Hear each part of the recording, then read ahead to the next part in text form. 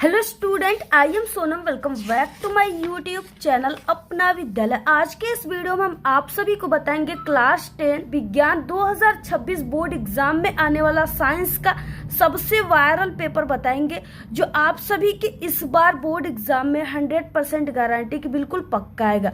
जितने भी class 10th के स्टूडेंट हैं जो इस बार बोर्ड एग्जाम देंगे, उनके लिए वीडियो बहुत ही मोस्ट इम्पॉर्टेंट है, क्योंकि यहाँ पे हम आप सभी को क्लास 10th साइंस के एक ऐसे पेपर कोड का बात करेंगे, यानी ऐसा पेपर आप सभी को बताएंगे जिसका कोड है 826 DG। ठीक है, और ये जो 826 DG पेपर कोड है ना, ये आपका साइंस का सबसे वायरल पेपर कोड है। जितने भी बच्चे साइंस के मात्र 826 DG पेपर कोड के पेपर को तैयार करके जाएंगे, वो विज्ञान में बिल्कुल टॉपर बन के आएंगे। ठीक है, ये मेरी 100% गारंटी है, क्योंकि ये जो आप सभी का 826 DG पेपर कोड का पेपर है ना, इसमें जितने भी क्वेश्चन है, इसमें सभी इंपॉर्टेंट क्वेश्चन है और बिल्कुल वायरल क्वेश्चन है, जो आपके एग्जाम में 100% पूछा जाएगा। और 826 DG पेपर जो है इस समय सबसे वायरल पेपर चल रहा है, जो आपका बोर्ड का पेपर है। ठीक है, तो यहाँ पे हम आपको पूरे के पूरे उत्तर के साथ बताएंगे, 100% पूरे आंसर के साथ बताएंगे। अगर आप सभी लोग की जो तैयारी है साइंस की वो बिल्कुल 0% है ना, अगर आप लोग इस पेपर को तैयार करके जाओगे तो आप सभी लोग 70 नंबर का है तो आप लोग पूरे 70 में 70 नंबर बिल्कुल छाप करके आओगे, धुआं करके आओगे, आग लगा करके आओगे बिल्कुल। ठीक है, और यहाँ पे हम आपको ऐसा तरीका बताएंगे साइंस को समझने का, ठीक है, साइंस को पढ़ने का, यानी इसमें जितने भी क्वेश्चन है उसके आंसर को ऐसा हम आपको बताएंगे कि आपको इस पूरे वीडियो में ही आपकी साइंस की जो तैयारी है वो बिल्कुल कंप्लीट हो जाएगी और आपका टेंशन जो है बिल्कुल 0% हो जाएगा। ठीक है, बिल्कुल खत्म हो जाएगी। तो आप सभी लोग सबसे पहले इस वीडियो को लाइक कर दीजिए, चैनल पे ना तो चैनल को सब्सक्राइब करके बेल आइकन को जरूर प्रेस कर दीजिए, और आप लोग इस वीडियो को अपने सभी दोस्तों में जरूर शेयर कीजिएगा।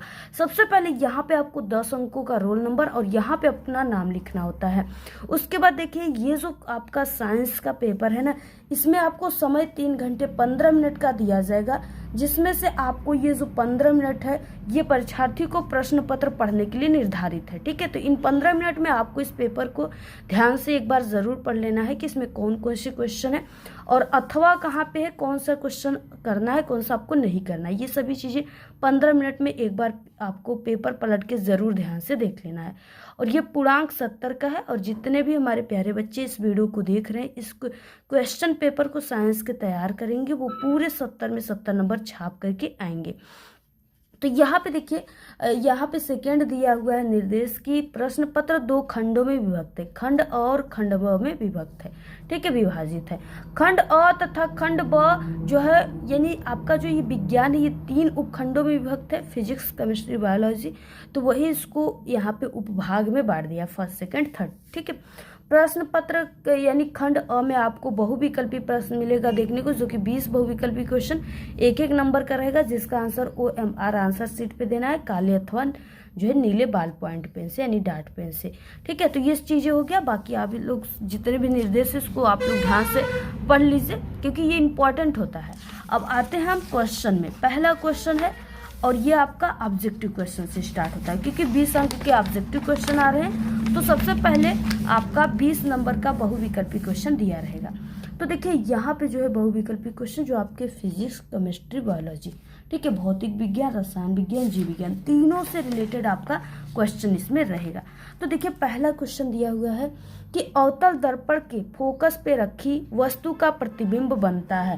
पहला क्वेश्चन दिया हुआ है। ठीक है, 4 ऑप्शन है, वक्रता केंद्र पे, दर्पण के पीछे, अनंत पर और ध्रुव पे। तो सबसे पहले इसको हम आप सभी को समझाएंगे कि आखिरकार ये कैसे बनता है, क्योंकि यहाँ पे ये ऑब्जेक्टिव क्वेश्चन है, इसको रटोगे कि हाँ इसका ये वाला ऑप्शन सही है, तो उसको रटते ही रह जाओगे, कब भूल जाओगे कोई गारंटी नहीं। अगर समझ जाएंगे तो आपको वो जीवन भर याद रहेगा, एग्जाम के बाद भी याद रहेगा। ठीक है, तो यहाँ पे हम आपको समझा करके बताएंगे, क्योंकि ये क्वेश्चन आपके 2 नंबर 4 नंबर में भी पूछता है कि रडारेख बनाने के लिए, और ये क्वेश्चन के अवतल दर्पण के फोकस पे रखी वस्तु का प्रतिबिंब कहाँ बनेगा, ये आपका 2 नंबर 4 नंबर में भी पूछता है। तो सबसे पहले दर्पण कौन सा है, अवतल दर्पण है। तो आप सभी को वो दर्पण बना लेनी है। ठीक है, तो देखिए हम यहाँ पे अवतल दर्पण बना लेते हैं। और अवतल यहाँ पे देखिए, सबसे पहले दर्पण जो होता है ये गोले का कटा हुआ भाग है, ये भी कोई दर्पण नहीं है। जब इस पे आप लोग पीछे ऐसे कलई करोगे तब जाके कि ये क्या बन गया, अवतल दर्पण बन गया। ठीक है, अब इसके बीचों बीच से क्या जाता है, तो इसके बीचों बीच से जाता है ऐसे मुख्य अक्ष। ठीक है, इस तरीके से जाता है, ये मुख्य अक्ष जाता है बीच से। अब यहाँ पे कहा गया है कि फोकस पे रखी गई है, तो यहाँ पे हम मान लेते हैं कि यप है और यहाँ पे एक वस्तु रखी गई है इस तरीके से। अब यहाँ से क्या है कि 2 किरण आरेख डालना होता है। यहाँ पे देखिए, इधर हम मान लेते हैं कि कहीं किसी बिंदु पर वक्रता केंद्र सी रहेगा। ठीक है, तो देखिए सबसे पहले कि एक किरण आरेख हम लोग यहाँ से डालेंगे। तो देखिए यहाँ से पहले किरण आरेख ऐसे जा रही है इस तरीके से, और जाने का चिन्ह ऐसे होनी चाहिए। अब जब ये जा रही है ना, तो ये दर्पण जो है अवतल दर्पण इससे टकरा गई। इससे टकराने के बाद क्या करी, ये फिर से वही फोकस से होकर ऐसे चली गई। ये फोकस की बिंदु है, यहाँ से होकर के ये चली गई। ठीक है, इसके बाद देखिए हम लोग एक किरण आरेख जो है वक्रता केंद्र से डालेंगे। तो अब देखिए इसको हम थोड़ा सा ऐसे बढ़ा करके बना देते हैं, जिससे हमें किरण आरेख डालने में आसानी हो। तो एक किरण आरेख हम क्या करेंगे, ऐसे इसके यानी वस्तु के ऐसे ऊपरी सिरे से यहाँ पे डालेंगे, और ये इस तरीके से यहाँ पे हम मान लेते हैं कि ये वक्रता केंद्र सी है इस तरीके से। ठीक है, तो यहाँ पे एक किरण आरेख ऐसे जा रही है, और जो क्या है कि दर्पण से टकराने के बाद फिर से उसी रास्ते में मुड़ जा रही है, अपने जा रही है, फिर वही रास्ते में लौट रही है, कहीं और से नहीं जा रही है। ठीक है, तो इस तरीके से चली गई। अब देखिए क्या है, जब यहाँ पे यानी यहाँ पे हम जब ऐसे मिला रहे हैं, यहाँ पे कहीं पर भी आगे जो है इधर तो कहीं पर बना ही नहीं, ये मिलेगा ही नहीं ऐसे। ठीक है, ये दोनों किरणें आपस में कहीं पर भी नहीं मिली, लेकिन यहाँ पे पीछे जो है इस तरीके से मिलती हुई प्रतीत हो रही है, यानी यहाँ पे जा रहा है ना, ऐसे ये धीरे धीरे मिलती हुई प्रतीत हो रही है। तो यहाँ पे यही कंडीशन है इसमें कि ये जो यहाँ पे जो मिल रही है ना, ये अनंत है, अनंत है, और इधर को तो बिल्कुल भी नहीं बनेगी, इधर ही बनेगी। तो इस तरीके से क्या है कि यहाँ पे पी मान लो आप लोग, तो यहाँ पे क्या आ गया, यानी जब हम लोग अवतल दर्पण में फोकस पर जब वस्तु को रखा जाता है तो वो यहाँ पे प्रतिबिंब बन रहा है। तो हमने आपको बताया कि इस तरीके से यानी यहाँ पे प्रतीत हो रहा है, तो ये अनंत पे बन रहा है। जब ये हम इसको मिलाएंगे, यानी हम लोग कह सकते हैं कि ये दोनों किरणें आपस में अनंत पर जाकर मिलेंगी। ठीक है, तो ये यहाँ पे अनंत पे बन रहा है, तो इसमें से कौन सा ऑप्शन राइट हो जाएगा, अनंत। ऑप्शन नंबर यहाँ पे सी राइट हो जाएगा। ठीक है, और देखिए ये वस्तु जो है अनंत पे बन रहा है, और ये वास्तविक उल्टा और अत्यधिक बड़ा बनेगा। ठीक है, और इस तरीके से आप लोग इसको तैयार कर लेना, और ऐसे आप लोग देखिए समझ गए ना, ये आपका अवतल दर्पण है। तो इसमें से ऑप्शन नंबर क्या राइट हो जाएगा, ऑप्शन नंबर सी राइट हो जाएगा। अब अगला क्वेश्चन हम लोग देखते हैं। अगला देखिए क्वेश्चन है यहाँ पे दूसरा, 5 ओम प्रतिरोध तार को 5 बराबर टुकड़ों में काटने पर प्रत्येक टुकड़ों का प्रतिरोध होगा। 5 बराबर टुकड़ों में अगर काटा जाएगा तो प्रत्येक टुकड़ों का जो प्रतिरोध हो जाएगा वो कितना हो जाएगा। तो हम यहाँ पे देखिए इसको आप लोग हल भी ऐसे कर सकते हो, यानी कि आप लोग श्रेणी क्रम समांतर क्रम में जो है समांतर क्रम में रख सकते हो। बाकी यहाँ पे अगर पूरा रखने के बाद जो आएगा r बराबर हम मान लेते हैं r बटे के 5।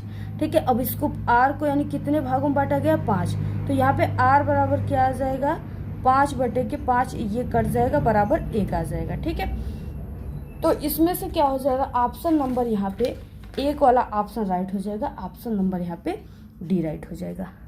अगला देखिए क्वेश्चन है थर्ड क्वेश्चन, जो बहुत इंपॉर्टेंट है, क्योंकि जितने क्वेश्चन है ना, जितने लोग टॉपर बच्चे इस वीडियो को देख रहे हैं, जो इस बार के टॉपर बनेंगे, वो इस क्वेश्चन को देखते ही समझ जाएंगे, वो समझ रहे होंगे कि ये क्वेश्चन कितना वायरल क्वेश्चन है, सभी एग्जाम में 100% पूछा जाएगा। तो देखिए थर्ड क्वेश्चन है, विद्युत शक्ति का मात्रक होता है वोल्ट, वाट, एम्पियर या ओम। तो विद्युत शक्ति का जो मात्रक होता है ना, वो होता है वाट। ऑप्शन नंबर यहाँ पे बी राइट हो जाएगा। अगला है क्वेश्चन नंबर देखिए यहाँ पे 4, जो बहुत वायरल क्वेश्चन है। ओम के नियम का सूत्र है, ओम का नियम का जो सूत्र है वो कौन सा हो जाएगा, तो देखिए वो होता है V बराबर I इंटू R होता है। ठीक है, यानी ऑप्शन नंबर इसमें से सी राइट हो जाएगा। अगला है क्वेश्चन नंबर 5, किसी धातु के तार में विद्युत धारा का प्रवाह होता है, यानी कैसे उसका प्रवाह होता है, तो वो मुक्त इलेक्ट्रॉनों के द्वारा होता है। ऑप्शन नंबर यहाँ पे ए राइट हो जाएगा। क्वेश्चन नंबर 6 है, देखिए एक गतिमान आवेशित कण उत्पन्न करता है, क्या क्या उत्पन्न करता है? केवल चुंबकीय क्षेत्र, केवल विद्युत क्षेत्र, चुंबकीय व विद्युत क्षेत्र दोनों। तो ऑप्शन नंबर यही सी राइट हो जाएगा। ठीक है, अगर आप लोग प्लस क्यू चार्ज को विद्युत क्षेत्र में रखोगे तो वहां पे भी वो वर्क करेगा, और वो चुंबकीय क्षेत्र में रखोगे फिर भी वो काम करेगा। तो यहाँ पे ऑप्शन सी राइट है। क्वेश्चन 7 है, इससे पहले हम आपको बता दें हमारे चैनल पे क्लास 10th के ऑल सब्जेक्ट के वायरल पेपर की वीडियो बन चुकी है, प्लेलिस्ट भी हम बना दिए, तो आप लोग चैनल पे विजिट करके देख लीजिए, या हमारे चैनल के प्लेलिस्ट में देख लीजिए, या इस वीडियो के लास्ट में हम एंड स्क्रीन लगा देंगे, वहां से भी आप लोग देख लेना। और सभी सब्जेक्ट के बन चुके हैं वायरल पेपर, बिल्कुल असली पेपर की। ठीक है, तो आप लोग उसको जरूर देख लेना, वो आपके लिए बहुत ही हेल्पफुल होगा। दूरदृष्टि दोष के कारण वस्तु का प्रतिबिंब बनता है। दूरदृष्टि दोष जिसको भी है उसके कारण जो वस्तु का प्रतिबिंब बनेगा ना, वो रेटिना से पीछे बनेगा, रेटिना से पीछे बनेगा, यानी नेत्र गोलक का जो होता है बहुत, नेत्र गोलक का छोटे हो जाने के कारण रेटिना के पीछे बनेगा। ऑप्शन नंबर सी राइट है। क्वेश्चन देखिए यहाँ से उपखंड ख स्टार्ट होता है, यानी ये जो आपका ऑब्जेक्टिव क्वेश्चन है ये आप सभी के केमिस्ट्री यानी रसायन विज्ञान से रिलेटेड है। ठीक है, तो यहाँ पे देखिए क्वेश्चन दिया हुआ है 8वां जो वायरल क्वेश्चन है, बिल्कुल प्रोपेनल है। तो सबसे पहले देखिए पहले कार्बन को कहते हैं यानी मेथेन, दूसरे को एथेन, और तीसरे कार्बन को कहते हैं प्रोपेन। ठीक है, तो यानी इसमें से हम और नल लगा है यानी CHO समूह लगा हुआ है, CHO समूह। तो सबसे पहले कि हम इसमें जो कार्बन की संख्या 3 लिखा है उसी में फोकस करेंगे, जैसे ये है 3 और ये है 3, बाकी इनको हम बिल्कुल भी नहीं देखेंगे ये दो ऑप्शन को, क्योंकि तीसरे कार्बन को ही प्रोप कहते हैं। ठीक है, तो इसमें से हम बी और डी ऑप्शन में से जो है यहाँ पे देखेंगे, और ये नल लगा है यानी CHO समूह लगा है। तो CHO समूह जो है वो किस में लगा हुआ है? तो वो लगा हुआ है CH3 और C6, ठीक है, O, यही जो है यानी C3H नहीं है, C3H6O। ऑप्शन नंबर यहाँ पे बी राइट हो जाएगा। अगला है देखिए क्वेश्चन नंबर 9, धातु है। धातु इसमें से कौन सा है जो धातु है? तो देखिए जो लिथियम है यही धातु है, ऑप्शन नंबर बी राइट है। क्वेश्चन नंबर 10 है कि डैश डैश ठंडे तनु अम्ल से हाइड्रोजन गैस बनाता है। तो देखिए ये जो गैस बनाता है ये यानी कि ये ठंडे तनु अम्ल से जो बनाता है ना, वो बनाता है जिंक, बनाता है JDN जिंक। ठीक है, ठंडे तनु अम्ल से हाइड्रोजन गैस बनाता है। अगला देखिए क्वेश्चन 11, विरंजक चूर्ण पर तनु सल्फ्यूरिक अम्ल की अभिक्रिया से गैस निकलती है, कौन सी गैस निकलती है? तो वो निकलता है क्लोरीन गैस। ऑप्शन नंबर यहाँ पे सी राइट है, Cl2। अगला क्वेश्चन देखिए है यहाँ पे 12, अम्ल से हाइड्रोजन हटाने वाला धातु है JDN CuAg या Hg। ठीक है, तो वो कौन हटाता है? JDN हटाता है, zinc. Option number A right है। क्वेश्चन नंबर 13 है, निम्न में से कौन सी धातु अम्ल से हाइड्रोजन विस्थापित नहीं करती है? कौन सी धातु नहीं करती है? तो वो है कॉपर। ऑप्शन नंबर यहाँ पे सी राइट है। अगला देखिए क्वेश्चन हो जाएगा यहाँ पे उपखंड ग यानी जीव विज्ञान से एक क्वेश्चन स्टार्ट होता है। तो क्वेश्चन नंबर देखिए 14 दिया हुआ है, मानव में गुणसूत्रों की संख्या है, यानी मानव में गुणसूत्रों की संख्या कितनी होती है? तो वो होता है 46। ऑप्शन नंबर यहाँ पे सी राइट हो जाएगा। अगला है देखिए क्वेश्चन स्टार्ट होता है 15, निम्न में से कौन मानव में मादा जनन तंत्र का भाग नहीं है? कौन सा नहीं है? ठीक है, तो बाकी ये अंडाशय, गर्भाशय, डिंबवाहिनी सभी है, लेकिन ये शुक्रवाहिका नहीं है, ये पुरुषों में पाई जाती है। ऑप्शन नंबर सी राइट है। क्वेश्चन नंबर देखिए 16 है, निम्न में से कौन सा जीन प्रारूप शुद्ध गोल बीजों को प्रकट करता है? कौन सा करता है? ठीक है, तो वो है यानी कि small T, capital T, small T capital T या RR। तो ये RR करता है। ऑप्शन नंबर यहाँ पे हो जाएगा डी राइट। अगला है क्वेश्चन नंबर 17 जो वायरल क्वेश्चन, बिल्कुल इंपॉर्टेंट क्वेश्चन है, 100% आपके एग्जाम में पूछा जाएगा। पादप का मतलब होता है ना पेड़ पौधे, वृक्ष। तो पादपों में जाइलम का कार्य होता है, ये बहुत वायरल क्वेश्चन है, जाइलम और फ्लोएम का कार्य। तो देखिए पादपों में, पेड़ पौधों में जो जाइलम का कार्य होता है ना, वो जल का संवहन करना, यानी ये जाइलम के द्वारा ही जो पेड़ पौधे होते हैं वो धरती माँ से पानी को लेकर के वो पेड़ पौधे के हर एक शाखाओं में, पत्तियों में भेजते हैं, जिससे वो हरे भरे होते हैं और जीवित रहते हैं। तो वो होता है जाइलम। ठीक है, जाइलम के द्वारा जल का संवहन होता है। और खाद्य पदार्थ यानी खाना का संवहन किससे होता है, तो वो फ्लेम के माध्यम से। क्वेश्चन 18 है, ओजोन के अपघटन का प्रमुख कारण है। ओजोन के अपघटन का जो प्रमुख कारण है वो क्या है, तो देखिए ओजोन जो है ना, इसका क्लोरोफ्लोरोकार्बन, यही इसका अपघटन का कारण है। ऑप्शन नंबर ए राइट है। अपघटन का मतलब क्षय होने का कारण। क्वेश्चन नंबर 19 है, पुष्प के कितने भाग होते हैं। पुष्प के पूरे 4 भाग होते हैं। ऑप्शन नंबर बी राइट है। 20वां क्वेश्चन है, मेंडल ने अपने आनुवंशिकता के प्रयोग कौन से पौधे पर किए थे। आनुवंशिकता का प्रयोग मेंडल ने कौन से पौधे पर किया था, तो वो जो है मटर के पौधे पर किए थे। ऑप्शन नंबर डी राइट हो जाएगा। तो इस तरीके से 20 ऑब्जेक्टिव क्वेश्चन थे, सभी का आप लोग स्क्रीनशॉट ले लीजिए। अगर इसको तैयार कर लिए तो आप लोग समझो 20 नंबर आपके मुट्ठी में है, इससे बाहर कोई क्वेश्चन नहीं पूछा जाएगा। ठीक है, अगला देखिए क्वेश्चन स्टार्ट होता है वर्णनात्मक, यहाँ से प्रश्न जो कि खंड ब में है और उपखंड क से स्टार्ट होता है, यानी इसमें जीव विज्ञान और आपका भौतिक विज्ञान और रसायन विज्ञान सभी से रिलेटेड क्वेश्चन आएंगे।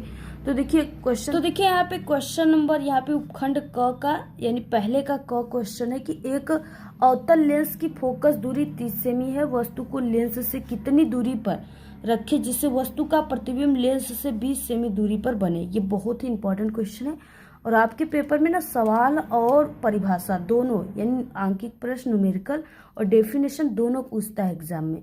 तो आप लोग को अगर सवाल नहीं आता है तो वो भी आपको सीखना है, क्योंकि ये अनिवार्य होता है, आपको हल करना होता है। कभी कभी अथवा दे देता है, लेकिन अक्सर चांस में जो है ये लिखना ही पड़ता है, आपको हल करना ही पड़ता है। देखिए लेंस कौन सा है, ये अवतल लेंस है, तो फोकस दूरी को हम लोग रखेंगे माइनस में, तो यहाँ पे -30 हो जाएगा। और वस्तु को लेंस से कितनी दूरी पे, यानी वस्तु की दूरी नहीं दिया है, प्रतिबिंब लेंस से 20 सेमी दूरी पर प्रतिबिंब का मान दे दिया है, तो इसको भी हम लोग माइनस में रखेंगे। तो यहाँ पे माइनस, यहाँ पे 20 सेमी हो जाएगा और u का मान हमें ज्ञात करना है। अब देखिए हल कैसे करना है, तो आप लोग लेंस के सूत्र से इसको हल करेंगे तो वो हो जाएगा 1/f बराबर 1/v माइनस 1/u। ये होता है लेंस का सूत्र। ये इसी पर हम क्या करेंगे, मान को रख देंगे। ठीक है, तो 1/f का मान कितना दिया है, -30, इसको रख देंगे, बराबर 1/v का मान -20 और यहाँ पे -1/u, ये चीज़ें दिया हुआ है। अब आप लोग इसको देखिए, यानी इसको हम इस तरीके से भी लिख सकते हैं। ये यहाँ पे जो 1/-30 है ये इधर चला जाएगा और ये 1/के भी इधर आ जाएगा, तो -30 जब इधर जाएगा तो +30 हो जाएगा और -भी जब इधर जाएगा तो +भी हो जाएगा। तो 1/के यहाँ पे u है, 1/u बराबर हो जाएगा यहाँ पे 1/के ये +30 और -1/20, ये अपने जगह पर है। अब इसका हम ले लेते हैं एलसीएम 60। ठीक है, क्योंकि ये 60 से ये 60 ऐसा है जो दोनों से कट जाएगा, तो 30 के 30, 30 दूना के 60, तो ये आपका आ जाएगा 2 और उसके बाद -20 के 20, 20 दूना के 40, 20 त्याई के 60, तो यहाँ पे 3 आ जाएगा।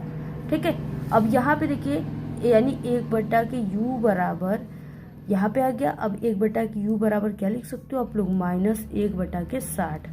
ठीक है, और u बराबर इसको हम क्या लिखेंगे, -60 cm। तो यही आ गया इसका आंसर। आप लोग इसको नोट कर लो, ऐसे ही ये हल होगा। ठीक है, तो पूरा आप लोग ऐसे ही लिख लेना आंसर और यहाँ पूरा स्क्रीनशॉट ले लीजिए आप लोग। अगला देखिए क्वेश्चन है, निकट दृष्टि दोष क्या होता है, इसका निवारण कैसे होता है। ये आपका यानी पहले का ख क्वेश्चन है।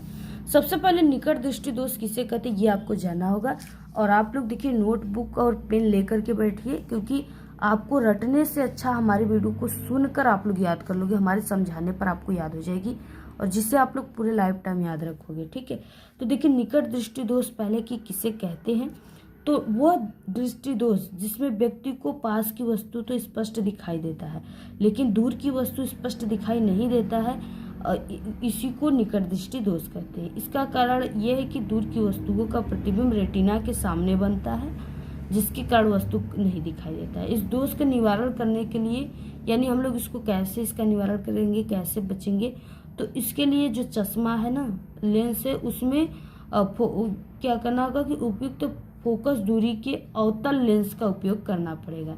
यह लेंस प्रकाश किरणों को अपसारित करके जो है प्रतिबिंब को रेटिना पर बनाता है। तो इस तरीके से आप लोग लिख लेना। और बाकी यहाँ पे पूछा ना कि इसके निवारण कैसे होता है, तो इसका निवारण चश्मे में अवतल लेंस लगाकर किया जाता है। ठीक है, निकट दृष्टि दोष आप लोग समझ गए। जैसे क्या है कि इसमें ना कोई जिसके यानी कोई भी बूढ़ा व्यक्ति है या कोई भी व्यक्ति है, अगर उस व्यक्ति को पास की वस्तु स्पष्ट दिखाई देती है, यानी कोई न्यूज़पेपर है जिसको वो अच्छे से पढ़ ले रहा है, लेकिन अगर वो कुछ दूर पे खड़ा कोई भी जो है लड़के हैं या बैल है, गाय है या कुत्ता है, कुछ भी है, अगर उसको वो कह दोगे कि वो क्या है या चींटियाँ चल रही हैं, तो उसको अगर आप लोग देखने को कहोगे कि वो क्या हो रहा है वहाँ पे, तो उसको वो अच्छे से नहीं देख पाएंगे। ठीक है, तो अगर किसी भी व्यक्ति में इस तरह का कोई भी जो है उनको प्रॉब्लम है, तो उनको आप लोग कहोगे कि आपको निकट दृष्टि दोष है, और उन्हें अगर आप लोग चश्मा दिलवाओगे तो आप लोग डॉक्टर से उनकी या तो बीमारी कह सकते हो, यानी जो चीज़ें उनको हुई है, यानी उनको न्यूज़पेपर पढ़ रहे हैं लेकिन दूर की वस्तु को नहीं देख रहे वो, तब उनको आप लोग कहोगे तो जो डॉक्टर चश्मा देंगे ना उसमें अवतल लेंस लगा करके देंगे। तो यही चीज़ें आपको लिख देना है। दूसरा क्वेश्चन देखिए, प्रतिरोध का मात्रक क्या होता है? यल लंबाई तथा ए मोटाई के तार का प्रतिरोध 10 ओम है। इसी पदार्थ के एक अन्य तार की लंबाई जिसकी लंबाई यल बटा के 3 तथा मोटाई 3a हो, तब उसका प्रतिबिंब ज्ञात कीजिए। 4 नंबर का क्वेश्चन है कि प्रतिरोध का मात्रक क्या होता है। तो प्रतिरोध का मात्रक हम आपको बता दें कि ओम होता है, जिसका सिंबल इस तरह से होता है। उसके बाद एक क्वेश्चन है जिसको आपको हल करना है। देखिए कैसे हल करना है, बहुत ही ईजी, और ऐसे ही क्वेश्चन आपके एग्जाम में पूछता है। तो सबसे पहले यहाँ पे यल लंबाई तथा ए मोटाई के तार का प्रतिरोध 10 ओम दिया हुआ है। ठीक है, तो यहाँ पे मान लेते हैं R1 बराबर 10 ओम दिया हुआ है, L1 बराबर यल दिया हुआ है, जिसे यहाँ पे ना यल, और उसके बाद A1 बराबर दिया हुआ है A। अब यहाँ पे देखिए दूसरे तार की लंबाई L2 बराबर दिया है, यहाँ पे दिया है यल बटा के 3, तो यल बटा के 3 आपको लिखना है। और उसके बाद देखिए दूसरे तार का जो क्षेत्रफल है वो दिया है यहाँ पे 3a दिया हुआ है, तो A2 बराबर हम लिखेंगे 3a। ये जितना मान है क्वेश्चन में सभी को लिख दिए। अब इसको हल करना है। अब देखिए प्रतिरोध के सूत्र से R बराबर क्या हो जाएगा, R बराबर रो L बाई ए होता है, ये सूत्र होता है। तो ये चीज़ें आप लोग तैयार कर लो। उसके बाद देखिए यहाँ पे हम पहले R1 बराबर निकालेंगे रो L1 बटे A1, और यहाँ पे देखिए हो जाएगा मान रख देंगे हम 10 कि R1 का मान कितना दिया है 10, तो 10 बराबर रो L बाई ए। अब दूसरे तार के लिए देखिए हम लोग निकालेंगे यहाँ पे प्रतिरोध दूसरे तार के लिए। ठीक है, R2 बराबर रो L2 बटे के A2, यहाँ पे हो जाएगा रो L बटा के 3, यानी L2 का मान कितना दिया है L बटा के 3, तो इसको रख दोगे। यहाँ पे ये आपका यहाँ पे है ना, ये यहाँ पे है और ये ऊपर है, L बटा के यहाँ पे 3 बटे के A2 का मान कितना है 3a, तो इसको रख लो आप लोग 3a, ऐसे आपको रख देना है। अब इसको आप लोग जब सॉल्व करोगे तो यहाँ पे हो जाएगा रो L बटा के 9a, ऐसे हो जाएगा ना, 9a हो जाएगा। अब यहाँ पे देखिए इस तरीके से, यानी इसको हम कैसे लिख सकते हैं, ये L बटा के 3 अपनी जगह पर है, इसको जब हम ऐसे पक्षांतर करेंगे तो ये हो जाएगा आप सभी का 1 बटा के 3, तो यहाँ पे यल का यल आ जाएगा, इसका करोगे तो 3 3 9 और a, तो वही चीज़ें है यहाँ पे, समझ गए आप लोग। और अब इसके बाद इसको हल करने के बाद अब देखिए यहाँ पे हो जाएगा R2 बराबर 1 बटा के 9 आ जाएगा, और रो L बाई ए आ जाएगा। अब देखिए रो L बाई ए के जगह पे क्या आप लोग रख सकते हो, तो वो रखेंगे हम लोग R। ठीक है, तो यहाँ पे देखिए हो जाएगा R2 बराबर 1 बटा के 9 इंटू R का मान कितना दिया है 10 दिया है, तो इसको हम लोग रख देंगे, क्योंकि रो L बाई ए के बराबर ऊपर हमने बताया आपको कि R है, तो R के मान को हम लोग रख देंगे यहाँ पे 10, तो R2 बराबर कितना आ गया 10 बटा के 9 आ गया। यही इसका फाइनल रिजल्ट है, आंसर है, तो नोट कर लो आप लोग। ठीक है, इसी तरीके से ये हल होगा, पूरा स्क्रीनशॉट ले लीजिए आप। देखिए क्वेश्चन स्टार्ट होता है थर्ड क्वेश्चन दिया हुआ है कि श्रेणी क्रम में 3 प्रतिरोधों को जोड़ा जाता है, तो संयोजन के समतुल्य प्रतिरोध का सूत्र लिखना है, 4 नंबर का है। तो देखिए आर इक्वलेट बराबर हो जाएगा R1 plus R2 plus R3 plus R4। ठीक है, तो यही चीज़ें आपको लिख लेना है। ये आपका श्रेणी क्रम संयोजन का यही सूत्र होता है। तो देखिए चौथा क्वेश्चन है कि चुंबकीय क्षेत्र में किसी धारावाही चालक पर लगने वाले बल से आप क्या समझते हैं। चालक पर कार्य करने वाले बल की दिशा का नियम आपको स्पष्ट करना है। यह आपका 6 नंबर का क्वेश्चन है। तो देखिए सबसे पहले कि यहाँ पे हम आपको बता दें कि जब किसी धारावाही चालक को चुंबकीय क्षेत्र में रखा जाता है, ठीक है, जैसे कोई धारावाही चालक हो गया, ऐसे यहाँ पे हम मान लेते हैं कि यही हो गया। अब इसको हम क्या करें, ऐसे चुंबकीय क्षेत्र में यहाँ पे रख दिए, इस तरीके से ये चुंबकीय क्षेत्र है। तो रखा जाता है तो उस पर एक बल कार्य करता है, उस पर क्या करता है, एक बल F कार्य करने लगता है। तो कार्य करता है, इस बल की दिशा चालक में प्रवाहित धारा की दिशा और चुंबकीय क्षेत्र की दिशा दोनों पर निर्भर करती है। यह बल फ्लेमिंग के बाँ हस्त नियम के द्वारा निर्धारित किया जाता है। तो ये चीज़ें लिखना है। चालक पर कार्य करने वाले बल की दिशा का नियम जो है वो चालक पर कार्य करने वाले बल की दिशा को फ्लेमिंग के बाँ हस्त नियम से के द्वारा स्पष्ट किया जाता है, जाना जाता है। ठीक है, तो यही चीज़ें है, आप लोग लिख लेना, बहुत ही ईजी है। बाकी नियम क्या उसको भी लिख दो यहाँ पे कि अपने बाएं हाथ की तर्जनी माध्यमा और अंगूठे को इस प्रकार फैलाए कि वो एक दूसरे के लंबवत हो। तो यही चीज़ें लिखना, बहुत ही ईजी, लिख लेना।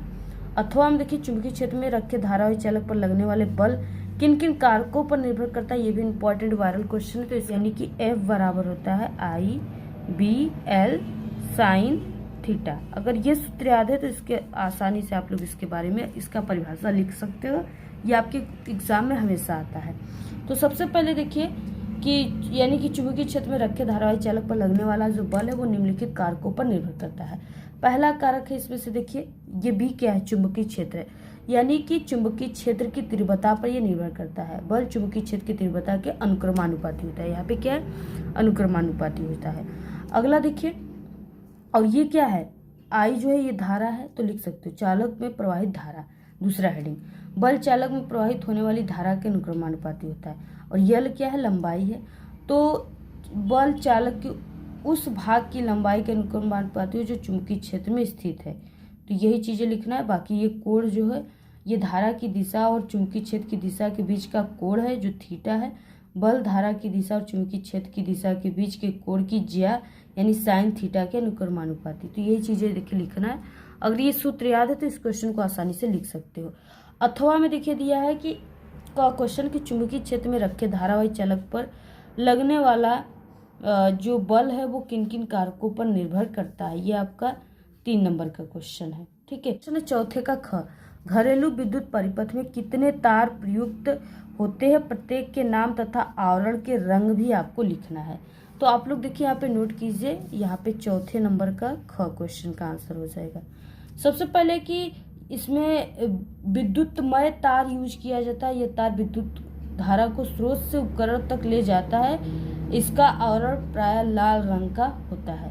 तो जैसे क्या है, ट्रांसफार्मर से जब आपका कनेक्शन होता है लाइन का, तो वो वहाँ से आपके जो है मीटर में या कोई भी घर के उपकरण में अगर लाइन जुड़ता है तो वो जो तार होता है ना, वो क्या होता है, वो विद्युत धारा को स्रोत से उपकरण तक ले जाता है। इसका आवरण प्राय लाल रंग का होता है, यानी उसके अंदर लाल रंग और काले रंग का होता है, बाकी बाहर तो काला ही होता है। उसके बाद देखिए सेकंड हो जाएगा उदासीन तार। यह तार विद्युत धारा को उपकरण से वापस स्रोत तक ले जाता है। इसका आवरण प्राय काला रंग का होता है। भू स्पर्श तार, यह तार सुरक्षा के लिए होता है। यह उपकरण के धात्विक भाग को धरती से जोड़ता है ताकि किसी भी प्रकार के लीकेज करंट को जमीन में प्रवाहित किया जा सके, और इसका आवरण प्राय हरा रंग का होता है। तो यही चीजें है, लिख लेना आप लोग। अगला देखिए क्वेश्चन हो जाएगा, और ये आपका 3 नंबर का है। अगला है उपखंड ख की विधि तथा उसका गुणधर्म लिखना है। ठीक है, तो 5वें नंबर का क्वेश्चन देखिए, बेकिंग सोडा आपको बनाना है, तो वो बनता है Na2CO3 से बनता है। ठीक है, Na2CO3 यानी कि बेकिंग सोडा को सोडियम कार्बोनेट के जली घोल में कार्बन डाइऑक्साइड गैस प्रवाहित करके बनाया जाता है। तो ये होगा आपका सोडियम कार्बोनेट, और प्लस यहाँ पे H2O यानी जल और CO2 carbon dioxide, CO2 gas को जब प्रवाहित किया जाता है तो वो बेकिंग सोडा बनता है, जो कि HCO3 जिसका सूत्र होता है। तो इस तरीके से आपको बैलेंस कर लेना है। सोडियम की संख्या 2 है तो यहाँ पे हमने 2 कर दिया। और उसके बाद देखिए आपको विधि तथा इसका गुणधर्म भी आपको लिखना है। तो बेकिंग सोडा के गुणधर्म आपको लिख लेना है। गुणधर्म में आप लोग नोट कर लीजिए, ठीक है। गुणधर्म होता है कि इसका क्या क्या उपयोग होता है, ये किस तरह का होता है, इसमें क्या क्या पाया जाता है, यही चीज़ें गुणधर्म में लिखना होता है। तो सबसे पहला कि ये एक सफ़ेद क्रिस्टली ठोस होता है। दूसरा, ये जल में अल्प विलेय होता है। तीसरा, इसका जली घोल क्षारीय होता है। चौथा, इससे गर्म करने पर ये सोडियम कार्बोनेट जल और कार्बन डाइऑक्साइड में विघटित हो जाता है। तो यही चीज़ें आप सभी को लिखना है। फिर से वही रिएक्शन दे देना है जिससे NaHCO3 यानी सोडियम आपको ले लेना है। ये यहाँ पे जो ये बेकिंग सोडा है उसको ले लेना है। तो ये आप सभी को लेने के बाद इसका जब हम लोग इसको गर्म करेंगे तो ये Na2CO3 sodium carbonate plus H2O और प्लस CO2 गैस में टूट जाता है। तो यही चीज़ें आपको लिख लेना है, यही रिएक्शन करानी है। अब इसके बाद देखिए अगला क्वेश्चन यहाँ पे हम लोग देखेंगे। अगला क्वेश्चन दिया हुआ है, बहुत इंपॉर्टेंट वायरल क्वेश्चन। पीएच मान से आप क्या समझते हैं? शुद्ध जल में हाइड्रोजन आयनों का सांद्रण क्या होता है? ये आपका 2 नंबर का क्वेश्चन है। ये भी बहुत ही इंपॉर्टेंट और वायरल क्वेश्चन है। तो सबसे पहले देखिए पीएच मान, शुद्ध जल में हाइड्रोजन आयनों का सांद्रण यानी पीएच मान किसे कहते हैं? पीएच मान किसी विलयन की अम्लता और क्षारता को मापने का एक पैमाना है। इसे हाइड्रोजन आयन सांद्रता की ऋणात्मक लघुगणक के रूप में परिभाषित किया जाता है। पीएच बराबर हो जाएगा -log10 और H प्लस हो जाएगा। शुद्ध जल में हाइड्रोजन आयन यानी H प्लस का जो मान हो जाएगा इसका सांद्रण का, वो 10 के पावर 7 हो जाएगा मोल और प्रति लीटर, मोल प्रति लीटर हो जाएगा 10 के पावर 7 मोल प्रति लीटर, ठीक है। तो इस तरीके से आप सभी को इसको हल करना है, वायरल क्वेश्चन तैयार कर लेना। अगला क्वेश्चन है देखिए 6 का क्वेश्चन, जो है संतृप्त तथा असंतृप्त हाइड्रोकार्बन में अंतर बताइए और खनिज तथा अयस्क में अंतर बताइए। तो दोनों में से आपको किसी एक को हल करना है। तो देखिए पहले की संतृप्त और असंतृप्त हाइड्रोकार्बन किसे कहते हैं, आप लोग नोट कर लो इसको, 6 नंबर का क्वेश्चन को। संतृप्त हाइड्रोकार्बन ऐसे हाइड्रोकार्बन जिनमें कार्बन परमाणुओं के बीच केवल एक जो है आबंध होते हैं, इन्हें एल्केन भी कहते हैं। जैसे हो गया मेथेन जिसका सूत्र होता है CH4 और इसके अलावा एथेन होता है C2H6, ठीक है। तो इसको हल कर लेना।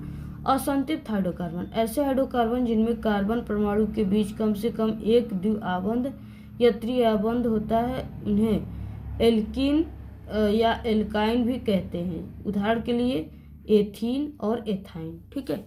एथीन का सूत्र हो जाएगा C2H4, उसके बाद एथाइन का सूत्र हो जाएगा C2H2। तो ये हो गया, आप सभी को संतृप्त असंतृप्त के बारे में समझ में आ गया होगा। इसके बाद खनिज तथा अयस्क में अंतर था। तो खनिज पृथ्वी के भूपर्पटी के पदार्थों को खनिज कहते हैं। अयस्क वे खनिज जिसमें धातुओं के आसानी और लाभप्रद रूप से निकाला जा सकता है, सही अयस्क खनिज होते हैं। यानी सभी अयस्क खनिज होते हैं लेकिन सभी खनिज अयस्क नहीं होते हैं। तो यही चीज़ें लिख लेना।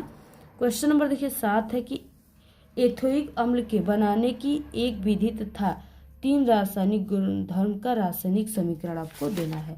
तो देखिए अब इसको आपको कैसे हल करना है।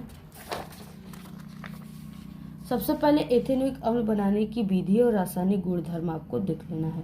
तो एथेनॉल के ऑक्सीकरण के द्वारा एथेनोइक अम्ल बनाया जाता है। तो यहाँ पे देखिए एथेनॉल का सूत्र हो जाएगा CH3CH2OH और इसको क्या करते हैं, एल्काइन की उपस्थिति में इसको यहाँ पे एल्काइन यानी कि ये हो जाएगा आपका, एल्काइन का मतलब KM और NO4 KMNO4 plus H plus, ये हो जाएगा। अब देखिए ये रिएक्शन करता है ना, तो यहाँ पे CH3COOH बनता है, ठीक है, यही बनता है। तो इस तरीके से ये यानी एथेनोइक अम्ल ये बन गया, क्योंकि यहाँ पहला कार्बन इसको कहते हैं में, दूसरे कार्बन को एथ कहेंगे और इसमें COOH एक समूह लगा हुआ है। तो इस तरीके से आपको करना है। उसके बाद देखिए आपको लिखना है इसके गुणधर्म और रासायनिक समीकरण देना है। तो देखिए एथेनोइक अम्ल के 3 रासायनिक गुणधर्म है। पहला एस्टीकरण अपक्रिया और दूसरा है सोडियम कार्बोनेट के साथ अभिक्रिया करना। ठीक है, तो यही सब आप सभी को अब लिख देना है। और उसके बाद देखिए थर्ड उस जगह सोडियम हाइड्रोक्साइड के साथ अभिक्रिया करता है। ठीक है, तो इसके बारे में आपको लिख देना है और इसका रासायनिक समीकरण भी आप सभी को देना है। उसके बाद देखिए अगला क्वेश्चन है यहाँ पे अथवा में दिया, उसको कीजिए। अथवा जो क्वेश्चन है इसको करना है, 6 नंबर का है। निम्नलिखित रासायनिक समीकरण को आपको संतुलित करना है। ठीक है, यहाँ पे दिया हुआ है, इसको संतुलित आपको करना है। तो यहाँ पे देखिए इसमें यानी MnO2 प्लस HCl दिया है और ये रिएक्शन करके MnCl2 प्लस Cl2 और प्लस H2O बना रहा है। ठीक है, तो इसको आप सभी को देखिए अब क्या करना है, बैलेंस करना है, यहाँ पे इसको संतुलित करना है। तो देखिए इसको आप लोग संतुलित करोगे तो यहाँ पे कितने Cl2 है, 4 है, तो यहाँ पे आपको 4 कर देना है, ये 4 कर देना है। और यहाँ पे 4 जब यहाँ पे कर दिए तो यहाँ पे जो है यहाँ पे भी आपको 2 करना होगा, जिससे यह ऑक्सीजन की संख्या 2 हो जाएगी। ठीक है, और ये 2 दूना के 4 हो गया, 4 यहाँ पे हाइड्रोजन की संख्या होगी, तो 4 देखिए हाइड्रोजन की संख्या बैलेंस है। उसके बाद यहाँ से ऑक्सीजन की संख्या, यहाँ से देखिए ऑक्सीजन की संख्या भी बैलेंस है। ठीक है, तो इस तरीके से हो गया। उसके बाद ख क्वेश्चन है, ख क्वेश्चन देखिए जो दिया हुआ है इसमें आपको यहाँ पे बैलेंस करना है। तो इसको जब आप लोग बैलेंस करोगे तो यहाँ पे देखिए C6H12O6 प्लस O2 बराबर CO2 और H2O बन रहा है। तो इसमें 6H2O कर दीजिए, क्योंकि यहाँ पे देख रहे हो ना आप लोग 12 है, तो 6 दूना के 12। तो इधर यानी दोनों तरफ का तत्वों की संख्या सेम होनी चाहिए। ठीक है, अधिक और कम नहीं होनी चाहिए।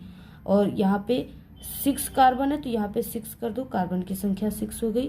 तो इस तरीके से ये आपका बैलेंस हो गया पूरा। ठीक है, और यहाँ पे आपको 6 के आगे O, यहाँ पे O के आगे 6 कर देना, क्योंकि 6 दूना के 12 ऑक्सीजन है, तो 6 यहाँ पे है और नहीं यहाँ पे 6 दूना के 12 हो गया। ठीक है, तो यहाँ पे आपका हो। अगला है ग क्वेश्चन, N2 प्लस H2 बराबर NH3, इस तरीके से दिया है। तो NH3 यानी यहाँ पे 3 है, तो और यहाँ पे 2 ही हाइड्रोजन है, तो आपको इसको बैलेंस करना है। तो यहाँ पे आपको ऐसे 3 कर देना है और इसके आगे आपको 2 कर देना है, तो इस तरीके से बैलेंस हो गया। घ क्वेश्चन देखिए CaCO3 प्लस HCl और ये हो जाएगा रिएक्शन करके CaCl2 प्लस H2O और प्लस CO2 बना रहा है। ठीक है, तो इसको आपको बैलेंस करना है, तो यहाँ पे 2HCl कर दीजिए और बाकी सभी बैलेंस है। तो इस तरीके से आपको ये जरूर पेपर में आता है, 6 नंबर का है, तैयार कर लेना। उपखंड देखिए ग दे दिया है, जिसमें आपका जीव विज्ञान से क्वेश्चन रहेंगे और जो कि 2 नंबर 4 नंबर 6 नंबर वाले रहेंगे। तो क्वेश्चन नंबर 8वें का कर दिया है, मेंडल के प्रयोगों के आधार पर प्रभावी तथा अप्रभावी लक्षणों को समझाना है।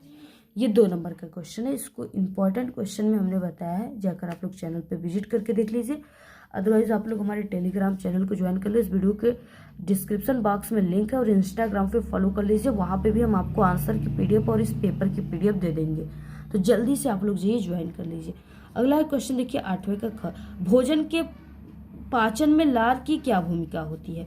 देखिए भोजन के पाचन में ना लार की महत्वपूर्ण भूमिका होती है, क्योंकि हमारे जो मुख्य में 3 लार होते हैं, 3 प्रकार की लार ग्रंथियां होती है, और जो कि देखिए हमारे लार में टाइलिन पाया जाता है। जब आप लोग भोजन खाते हो ना तो उसको स्टार्च और माल्टोज में वो बदलता है, जिससे कि वो और भी चिकना हो जाता है और उसको जल्दी आपको निगलने में सहायक होता है। तो ये बहुत ही महत्वपूर्ण भूमिका निभाता है, यही सब चीज़ें आपको लिख देना है।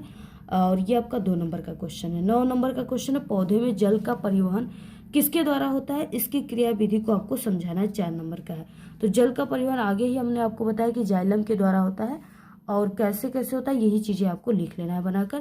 क्वेश्चन नंबर 10 है, जो वेरी मोस्ट इम्पोर्टेंट क्वेश्चन है, पेपर में बिल्कुल छप चुका है, बस आपको याद करना है और जाकर छाप देना है। परिवार नियोजन की स्थायी विधि कौन कौन सी है और किन्हीं 2 पर संक्षिप्त टिप्पणी लिखना है। ये आपका 4 नंबर का क्वेश्चन है। सबसे पहले आ जाता है कि परिवार नियोजन किसे कहते हैं। ठीक है, तो बच्चों की संख्या को सीमित कर परिवार को नियोजित करना ही परिवार नियोजन कहलाता है। इसकी स्थायी विधियां कौन कौन सी है, तो इसकी स्थायी विधि जो है वो पुरुष नसबंदी और महिला नसबंदी है। ये चीजें आप लोग लिख लेना। अगला क्वेश्चन 11 है, मानव पाचन तंत्र का आपको नामांकित चित्र बनाना है और पाचन क्रिया का आपको वर्णन करना है। ये आपका 6 नंबर का है। ठीक है, तो बहुत ही इजी है, आप लोग पाचन क्रिया का ऐसे जो होता है ना, ऐसे चित्र आप सभी को बना लेना है। इस तरीके से इसको हमने कई बार बताया है। तो यहाँ से इस तरीके से कोई चित्र होता है, पाचन क्रिया वाला वही आपको बना लेना है। इसको हमने कई बार अच्छे से बताया है। तो यहाँ पे जैसे मुख हो गया और इसमें जो है जीवा पाया जाता है, उसके बाद श्वास नली है, उसके बाद यहाँ पे बड़ी या छोटी हाथ होती गई, ये सब चीज़ आपको लिख लेना है। अगला है अथवा, पुष्पी पादपों में लैंगिक जनन पर एक निबंध आपको लिखना है। ये आपका 6 नंबर का है। तो ये सभी क्वेश्चन साइंस के सबसे वायरल क्वेश्चन जो आपके पूरे किताब से है, ठीक है। तो आप लोग इसको बिल्कुल तैयार कर लो, बिल्कुल इसको सफा चट कर जाओ। जैसे आपका कल ही एग्जाम है वैसे उसको तैयार कर लो। आप लोग साइंस में इस बार के टॉपर आप ही लोग बनोगे। तो इसकी पूरी पीडीएफ आपको टेलीग्राम चैनल पे मिल जाएगा पेपर की, जाइए जल्दी से ज्वाइन कर लीजिए। लिंक इस वीडियो के डिस्क्रिप्शन बॉक्स में हमने दे रखा है। और आपको जिस टॉपिक पे चाहिए वीडियो जरूर कमेंट करके बताइए। पास होने की ट्रिक भी चैनल पे, कॉपी लिखने की भी ट्रिक है, और ऑल सब्जेक्ट क्लास 10th के वायरल पेपर की भी वीडियो बन चुकी है। सभी आप लोग प्लेलिस्ट में विजिट करके देख लीजिए। धन्यवाद।